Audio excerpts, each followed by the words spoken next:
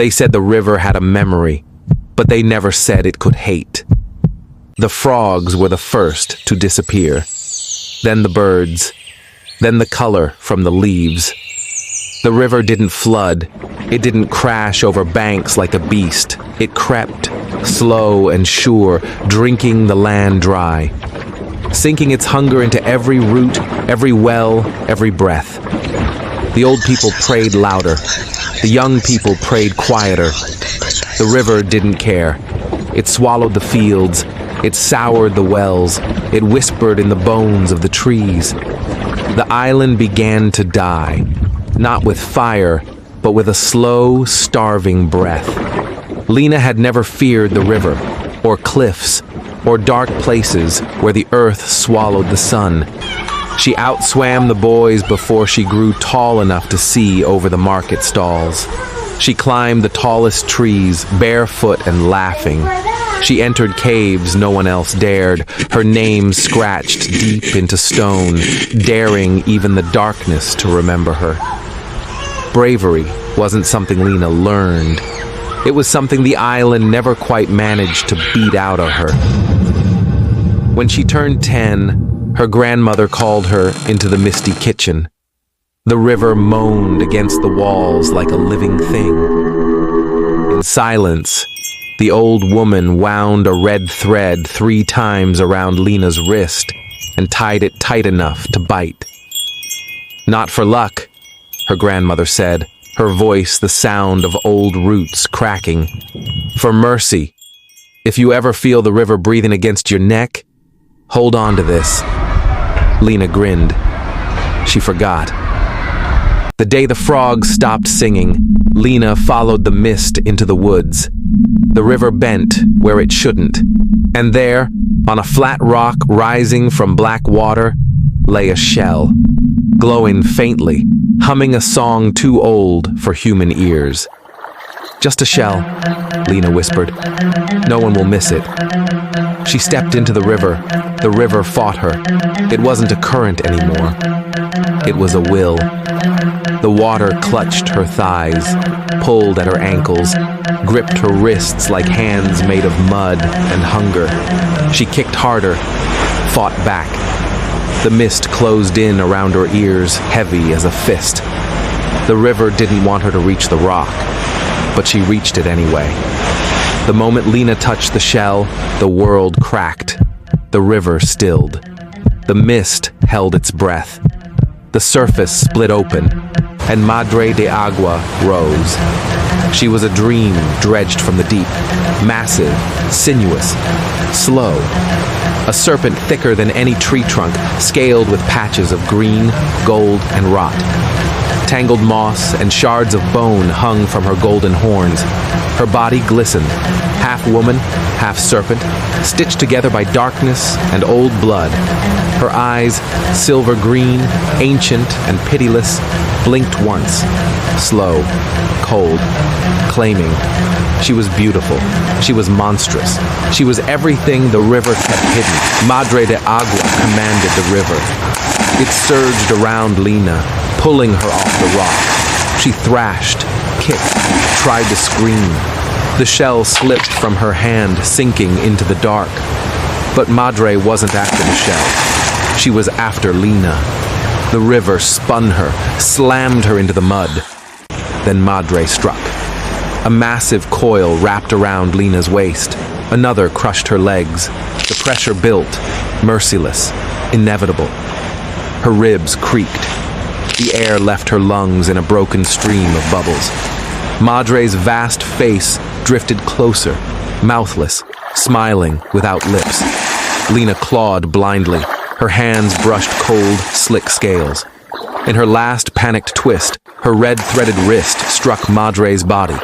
The thread flared, a jagged crack of red light underwater. Madre screamed, a sound so deep it shook Lena's teeth in her skull. The coils loosened. The water roared in fury. Madre could not break the thread, but she marked Lena with her gaze. She would not forget. The river spat Lena out like a bone from a beast's mouth. She crawled, half blind, half dead, onto the muddy bank. Behind her, the water seethed. Madre de Agua sank back into the dark, but her eye remained just beneath the surface, blinking once, waiting. The island twisted under the river's curse. Crops withered, wells blackened, livestock died, their eyes wide and milky. Babies woke screaming every night. The river didn't flood. It starved the island. It remembered. It punished. It waited. The village moved to higher ground, the bluff behind the broken church, the only dry place left. At the center of a stone ring, Old Father knelt, lighting a fire from dry seagrass. In a battered clay bowl, he carried 7 river shells, worn and painted red. "Tonight," Old Father said, "we ask the river to show us who woke its hunger." One by one, the villagers knelt, casting shells into the fire. Some cracked, some blackened, some turned white and silent. When Lena's turn came, the mist thickened. The flames bent away from her. The shell in her hand hummed. She dropped it into the fire. It didn't crack. It exploded. The fire hissed out. From the river below, a sigh curled through the mist. Old Father's voice cracked the silence. "The river has spoken." The villagers wept, not in anger, in grief, because the river did not rage. It remembered.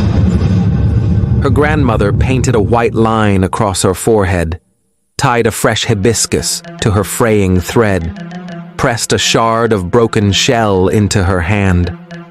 "Bow low enough that your breath kisses the water," she said. "Pray she only wants what you can give back. If she wants more, swim backward into death." The river was a mouth, the mist a shroud. The shell floated again, waiting. Madre de Agua rose, watching, patient. Lena climbed the rock, bowed so low the stone scraped her skin, placed the shell back. As she turned, a coil brushed her ankle. Not rough, not angry, affectionate, like a hand brushing the cheek of a child it had decided to remember. Forever. She gave the shell back, but the river kept her name. Since that night, Lena returned often, not to take, but to clean, to plant, to teach. The girl who once wanted a pretty thing became the protector of something sacred. And if you ever find yourself near a river, leave a flower, speak kindly, and never, ever swim near the deepest bend unless you're ready to meet the eyes beneath the water. Because Madre de Agua watches, and she never forgets. Long before roads and bridges, the people spoke of a guardian in the waters, a serpent as wide as a palm tree, with scales that shimmered like emeralds and golden horns atop her head. Her name was Madre de Agua, the mother of the water. They say where she lives, the water never dries. The fish are always plenty, but she does not tolerate disrespect. Those who pollute her river vanish. Some say she swallows them whole, others that she curses them to wander the mangroves, never to be seen again. To this day, elders still leave offerings, a flower, a coin, or a whispered prayer, asking her to keep the waters clean, the land alive, and their families safe. Sometimes, if you're quiet, you'll hear her sing, a lullaby to the water she guards, and a warning to anyone who forgets. Last month, the river ran dry for the first time in decades. They found trees cut, oil spilled, and a single golden scale washed up on the bank. Madre de Agua is waking up. Madre de Agua is not the only guardian of the islands. Next week, we will meet another one. Spooks, ghouls, and coconuts. Whispers ride the breeze. Salt in a pocket, shut your window fast. Jumpy might come for thee.